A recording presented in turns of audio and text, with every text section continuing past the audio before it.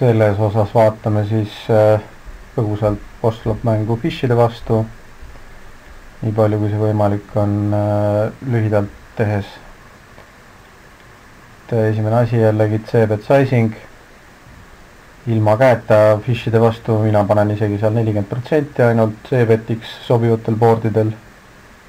Noh, näiteks seal scare-kaartidega kuivad boardid, pildikaart ja omavahel mitte connected kaardid, samamoodi paardunud boardid ja käed, noh, mida muidugi ise võib-olla, kus me saame mingisuguse cutshoti või plastro. Ja halvad boardid, mida ma ei C-betiks, on Fishide vastu keskmised connected kaartidega boardid, noh, kus on näiteks seal 8-10 emand, kas või 80 poiss, mingid sellised lehed kõik. Ja kui veel suited satub olema ka, siis veel eriti.